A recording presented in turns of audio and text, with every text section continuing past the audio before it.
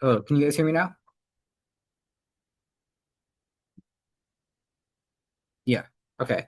So what I just did was just on the GreyHat website, you can search through the HTML here for just your HTML. If you want to search through like CSS and other stuff, you can click the request and you can click in the response and you can search through it. If you want to search through every request that you've made in your current tab or all the websites you made, there's a little thing here, search icon in Firefox. I'm not exactly sure what it is on Chrome, but there should be a similar feature.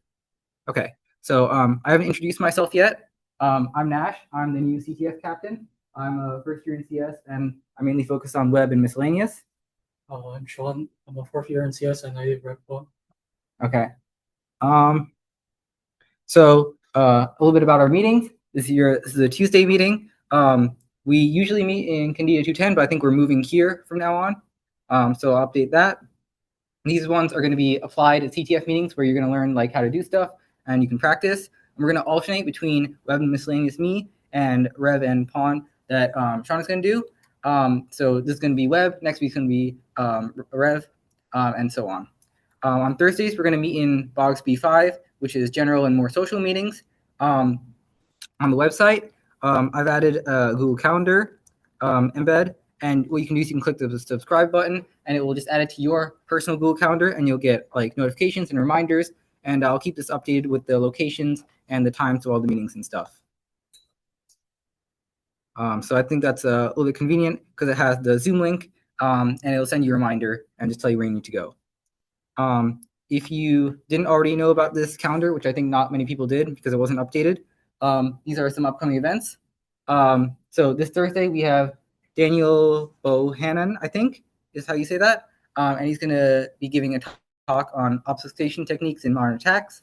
And he's very well qualified. He used to be at Microsoft, used to be at Mandiant, which is a Google like research thing, and he was also spoke at Black Hat and DEF CON. So very exciting. You should come. Some upcoming CTFs. So Stir Denlen, that is still, the website is still down, and CTF time still says that it's Friday, February 28th for 0 seconds. So we're still waiting for that to be updated. And Dice CTF, the calls are on March 7th still.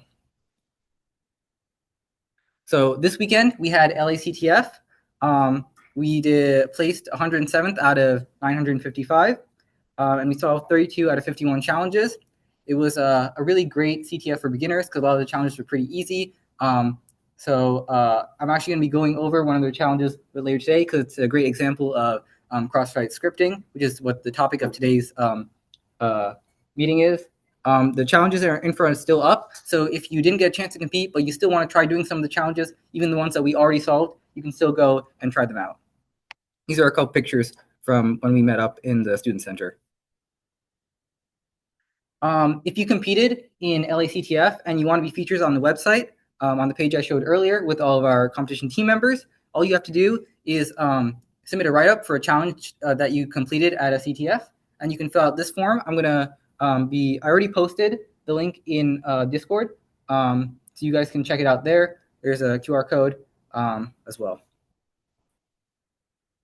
So a little bit about what a write-up is for any of you that aren't familiar. I'll go through this quickly because we already went over it at a previous meeting. But basically, it's a walkthrough of how you solved the CTF challenge. So all the steps that you took, maybe like some stuff that you tried that didn't work. If you have screenshots or examples of code, you should put those in as well, and explanations of why you tried it. If you collaborated with other people, talk about that. And it's usually written in Markdown. You could do like a website like HTML as well, or plain text, but it's usually in Markdown. If you don't want to like put it on a website, you can just put it in a GitHub gist. That's pretty easy. Some people do it on like Medium or like other blogging platforms. So it's a great, so if you're wondering why to make a write-up, first of all, you get to be on the website. Second of all, it's a great resource for other people who run into like a similar challenge, and they'll find out about you. If you want to prove that you really understand it, and that you want to show it to like employer, if they say why should I believe that you're really good at solving challenges and really understand cybersecurity well, you can show them all your write-ups, detailed explanations of everything you tried, and just a proof of your understanding.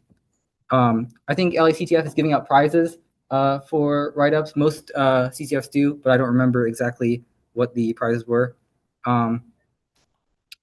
Okay, this is an example of a really nice write-up. This is from last semester. Yeah, so this is on Medium, but you can also do it just markdown on like GitHub Gist. Okay, so a little bit before, I think the last CTF meeting, we went over just basic web stuff, so like dev tools. So we talked about how when you go to a website, you request the HTML from the server, and it sends back a response, and your browser renders that. This is done over HTTP. You guys have probably heard of that. And then in developer tools, you can do a bunch of stuff where you can inspect the website, see all the code that's being sent, what's being transferred, what JavaScript's running, all of that. And all the code that's running on your computer is running on your computer, which you control. So you can edit the code, skip around. If there's an authentication thing where you say, only give access under this condition, well, you can just skip that line of code, right? It's running on your computer. You control it. You can edit the code and everything. Okay, so the topic of this meeting is going to be injection. So I'm going to talk about different ways that we can do injection. So in order to understand injection, in code, there's two types of things. There's data, which is like literal string values, numbers. This is stuff that you're operating on. And there's the logic. So it's like in SQL, it would be like keywords and stuff. And in HTML, it would be like your tags. And Python, it would be like function names and like other keywords. If you guys, and so in injection, what we're doing is we're giving data to the program, but we're trying to convince it that it's logic and it's instructions that it should execute and do what we want it to do. This is kind of similar to like a buffer overflow in Rev or Pwn, where you give binary data, but this is on in the context of like web stuff. So in SQL, if you're maybe trying to log in or trying to submit something, maybe like a search function on a website, right? You have a form and you'll submit something, and then on the back end, it'll run an SQL query to filter by the inputs that you've given. But the way the SQL knows what you've given and what the instructions that the programmer gave are is you put quotes around the string that you give. So this is one example of login, right? But what you can do is you want to trick the program into thinking that the string input has ended, and then there are more instructions that it needs to execute, right? So if you try something like putting a quotation mark, that signals the end of the string, and now there are more logic or instructions that it needs to execute. So if you add an or statement, then it thinks that's code. So 1 equals 1, well, that's always true, right? So when you substitute it in, you see my cursor? Yeah. So when you substitute it in, the first quote and the last quote are what are there from before, and the green part in the middle is what you put in. So what the program sees is that or is an instruction, it's a command, and 1 equals 1, that's always true, so you always get logged in. So this is a very basic example of SQL injection, and usually when you're looking for SQL injection, you can try something like 1 equals 1 is probably the most common thing that you'd use in order to test out SQL injection. So you can do some stuff in the shell as well. So if you have like a Python program, right, and then you're interpolating something inside. Interpolating is just when you put the string inside the other string. So if I put my name in, right, it'll say hello name. But if I put a double ampersand, right, that's shell syntax for that's the end of this command. Now execute a new command. So if I say cat flag, then it will output the flag. You can do something like dollar sign and parentheses for also executing another command inside of a command arguments, right? So what this does is it executes this command, and then it takes the result, and then it puts it into the echo command. Something similar is backticks. That's another form of the same thing, where it executes that command, and it puts the result inside the outer command.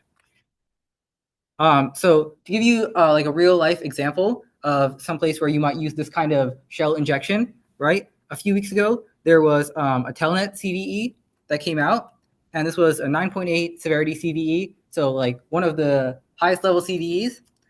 This came out, I think, like 2 weeks ago, and there's over 800,000 machines that are affected. And this vulnerable version has been out for 11 years across like many different releases of Telnet. So if you're wondering what Telnet is, basically it's like SSH or Netcat, but it's an older version. But there's a lot of services that are still using it. And so what it does is it allows you to connect to a remote server and send text to it, which can be commands or like data or something like that. And Telnet, if you see this commit diff, right? They added a feature a while ago where you can log in as a certain user. So %u is the user. And yeah, so you can give it a user that you want to log in as. And what Telnet does is it runs the login command. And it logs you in as that user, right? So if you run login and then you give the username, it'll log you in as that. And this is basically constructing the arguments that it's giving to the login function. But login has another parameter that it takes, -f, which is do not perform authentication. User is already authenticated, right? So what some security researchers found is that if instead of giving it a username, you give it -f and then you give it root, then it's just going to give those arguments to the login function, right? So if you do login, and then if you're doing a user, this is what Telnet would usually call. But if you say instead of actual user, you give it -f root, then it's going to call this, and it's going to log you in as root without asking for any authentication at all. So this isn't super common, but it does happen, and this is probably one of the biggest examples that I've seen. Yeah. What's the -f signal? I don't know if it like stands for a specific word, but I mean it just means like do not perform authentication. I don't know if it like stands for like some other word. Yeah. And Telnet is like runs as root, so it has access to be able to do this. So this was a pretty crazy thing I saw in the news. Okay, so as I said earlier, LACTF has some really beginner-friendly challenges. So I want to demo some cross-site scripting and walk you through one of the challenges because it seemed pretty easy. Let me know if you like doing more of this. I'm planning on in the future, instead of doing more just talking about slides, walking through like actual really easy CTF challenges and then having you guys like follow along. I think that'll be easier for you guys to remember like the stuff that you're learning if you're like doing it along with me. But let me know how you feel about it. Okay. So as I said, the challenges from LACTF are still up. So if I go to job board, right? Let me open this up. You can still link for the challenge in the chat. Yeah. The Zoom one? Sure. I guess like in order to access LACTF, they'll probably have to log in with our token, right? Yes. Do you want me to? Yeah. Okay. Yeah.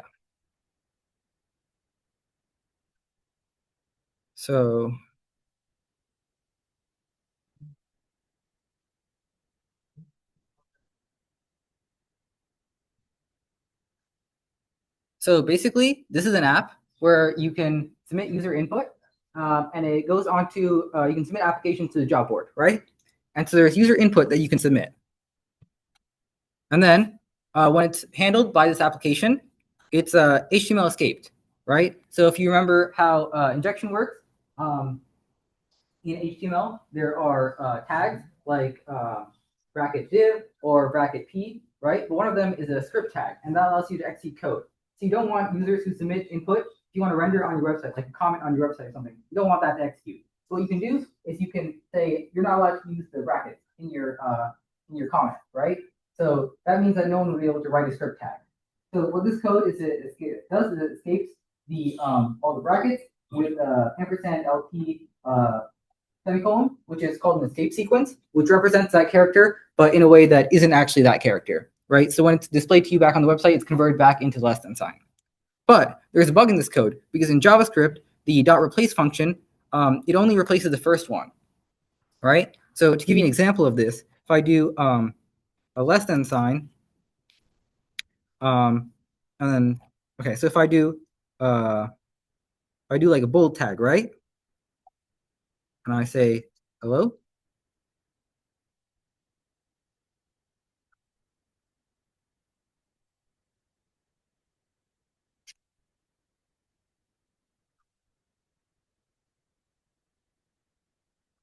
So you can see, let's see, that this didn't actually work out like as a tag, right? Because the first two of these less than and greater thans were escaped out. Right? Actually, let me see this. Edit as HTML. Right. So you can see how these got escaped out, right? So they, let me make this bigger.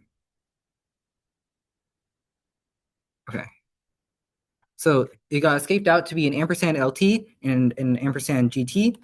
And then you just have hello. And the ending tag was it was a closing tag without a beginning, so it was just ignored in the HTML. That's why that's not there anymore.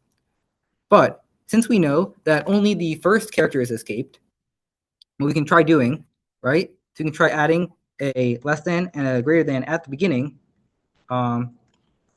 just so that the first ones get escaped and the rest of them are actually treated as valid HTML.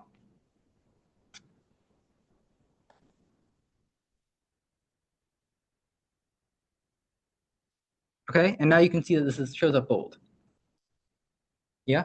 What exactly was that allowed you to do that? So in order to escape the HTML, we want to make sure that people can't insert HTML tags of their own. And an HTML tag always has a less than sign, the name of the tag, and a greater than sign. So if we replace all of the less than signs and greater than signs with the escaped version, which is ampersand LT semicolon, which is a HTML escape sequence, then you won't have any more of the less than signs or greater than signs in the thing, right? And the browser will convert these escape sequences back into the normal character when it's rendered.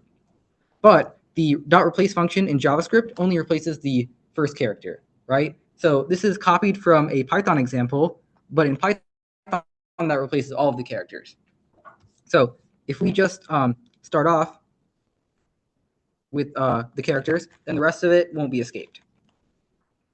So now we can insert arbitrary HTML into the website, right? So what we can try doing is writing some code of our own with a script tag. So a simple example that we can try just to see if our code is working is an alert, and that'll pop up on our page if we can run JavaScript.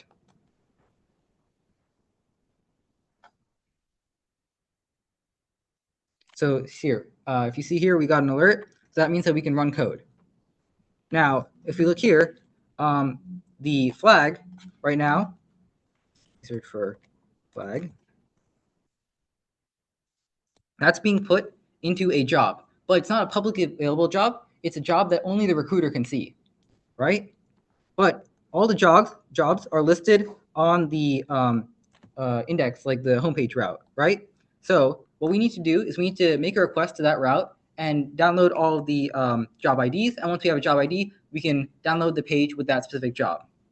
But we can't see it ourselves, but we have an admin bot that can go to that page and then for us. Let's see.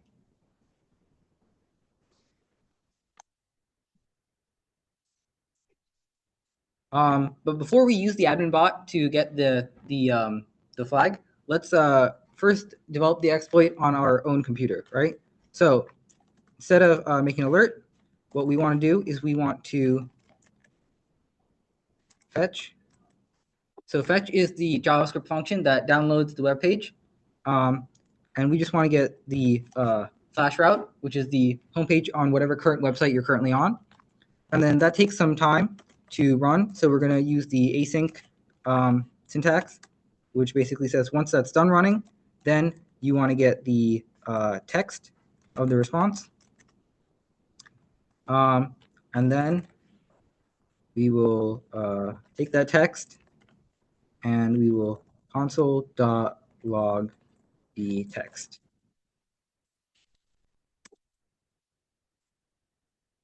Okay. Let's copy this and let's see if this works.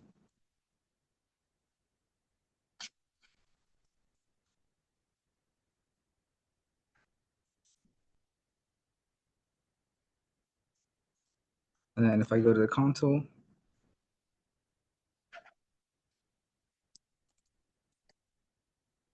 reload the page again. Oh, okay. So the issue that we got actually is that it is also escaping the quotes. You see, so we actually need to escape the add a quote at the beginning, so that also the first one gets escaped. So if I add a quote here at the beginning, then the ones later on will not be escaped. So I'm going to do that.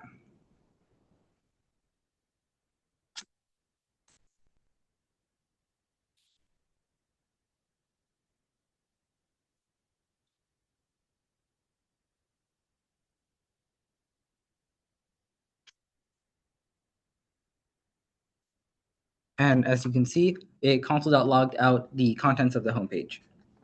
Okay, but we're going to be running this on the admin bot, right, which has admin access. But once it accesses the homepage, we don't want it to just output it to the console. We want to send it back to us, right? So, so there's a few ways that you can do this, but all of them involve making some sort of network request. So there are some services that will give you like a little domain that you can use that you can send your data to when you're exfiltrating the data. I recently found out that these things exist. I think last semester what I did is I just made like a Discord webhook and I had it send it to that. But here, so request bin is like one of them, and basically what it does. I recommend using webhook.site. I think request bin will set like a limit after a certain amount of time. Okay, because I think webhook.site set course headers, and it said it wanted me to pay if I wanted to turn off the course headers. Because I tried to use it for this challenge. Okay, never mind. Yeah. So it gives you a URL, and if you go to that URL,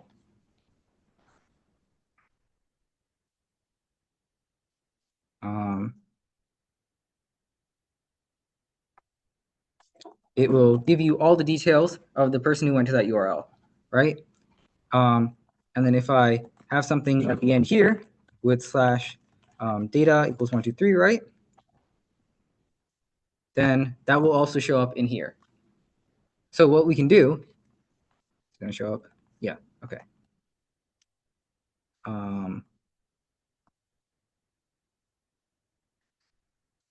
Did it show up?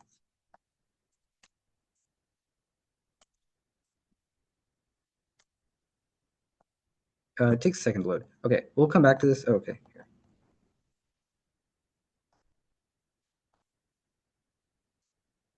Yeah, okay. So here it says data equals 123.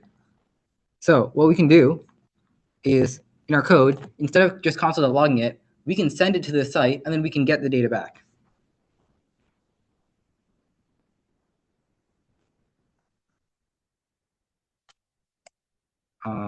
So I copied the code from earlier here. So instead of console.logging it, what we can do is we can run a fetch, and then I'm going to use backtick so that we can just easily put variables inside there. So that's just the syntax for putting a variable inside the string. So I'll do site equals copy this.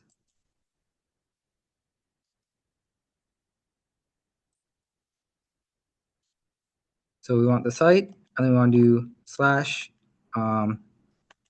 data equals this. It could be anything, honestly, but I just write data.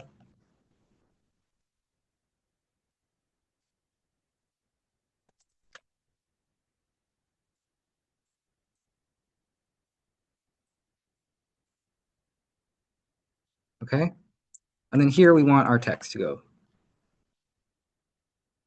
Okay, I'm going to copy that, and then if we try running this,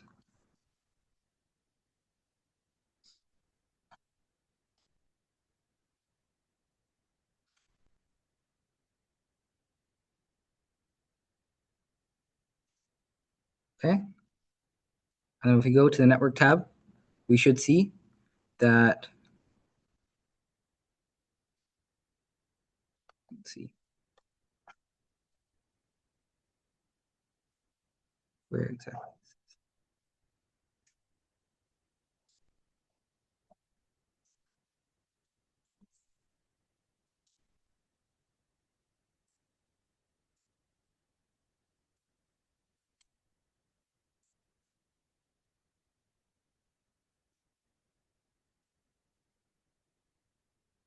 Okay, so what happened here is I put in the domain, right? But what it is, it appended it to the current URL because I didn't add a HTTP / at the beginning. So I'm going to go back and do that.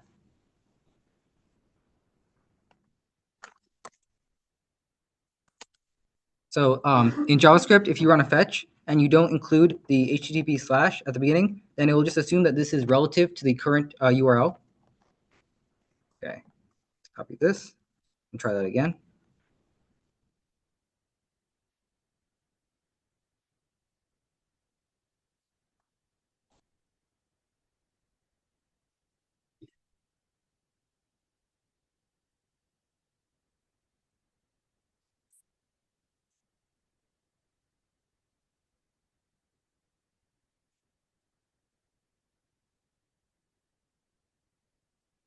Okay, and you can see here that it sent it to the domain that we control, and we did / and then data equals the entire HTML of the homepage.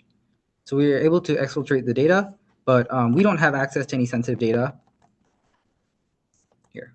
So all that data came in. We don't actually have access to any sensitive data though. We need to run this on the admin bot.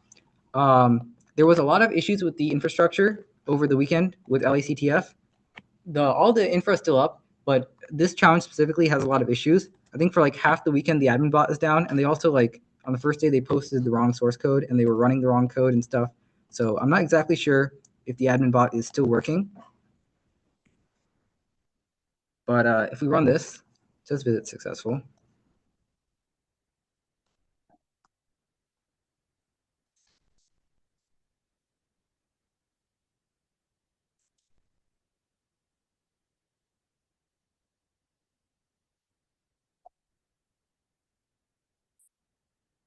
Okay, their infra might be down for this specific challenge because it was down for most of the weekend.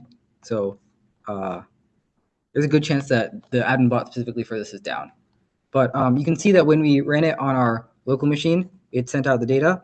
And all you had to do was go to the homepage to find the links to the all the jobs. And if you go as the admin bot, it'll show you the private job. And then from there, you just run this command again. But instead of exfiltrating the contents of the homepage, you do the contents of that job page, which would have the flag. Yeah, okay. So that's an example of how you could use XSS cross-site scripting within a CTF challenge. So yeah. Yeah. Can you give a definition for what XSS is? So cross-site scripting. So that's basically when you enter data into the website and you don't just enter data, it's like malicious data where you embed like script tags or some sort of code that is supposed to run when somebody visits the site. So if you put a comment field on a website and you enter a comment with like a script tag and someone else goes to view your comment and that starts running code on their machine, that would be XSS. Or if you submit a job application and the recruiter goes to view the job application and then code starts running on their machine, that would be XSS. And when there's code running on their machine, it has access to all of their sensitive information, whether it be like their cookies, their login session, or sensitive data that only they're allowed to access, and then you can send it back to yourself. Okay. So I'm gonna let you guys work on a few CTF problems on our internal CTF website, GreyHatGT.org. But for then, I just want to let you guys know that GT emails now work. So I know we've had some issues with the GT email scanning, clicking on the links, and using up the login link before it gets to you. So now I patched our CTF to, if you have a gatech.edu email domain, it's going to send it in this format where it has a dot in brackets in all caps where the dot is supposed to be. You're going to have to replace that with an actual dot. And if you go to that link, it'll log you in. And I know we also had some issues with the email credits running out, but we switched providers. So I hope that there's going to be no more issues with us unable to send emails. I'm aware that a few of the challenges are broken. I started going through and putting broken in the descriptions for those.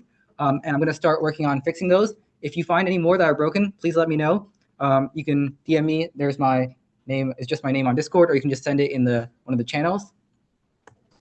So you guys can start working on a few of these problems. I mentioned earlier that we have a team page with competition team members, and you can do that by doing a write-up. We also have a section for CTF mentors. If you want to become a CTF mentor, all you have to do is go around and help a few people at some of the CTF meetings. And if you do that, I think 3 times, we'll feature you on our website. Just fill out this form every time you do it. So yeah, that's it for the meeting. Looks like there's some questions on Zoom. Yeah. On Zoom, you said?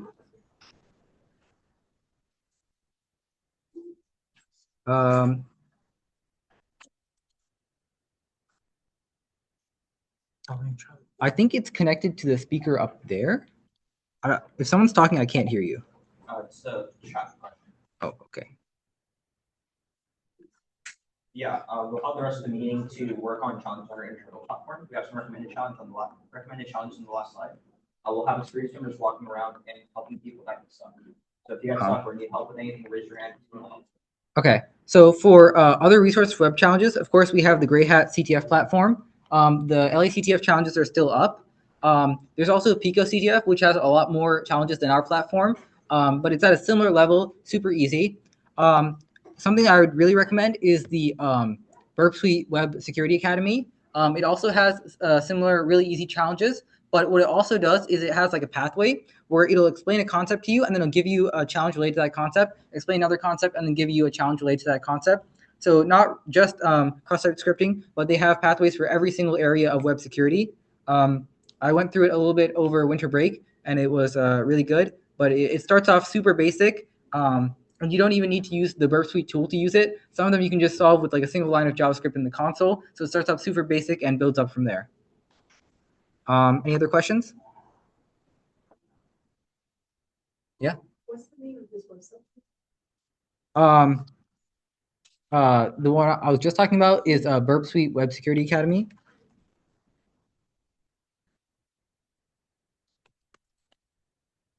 Let's see.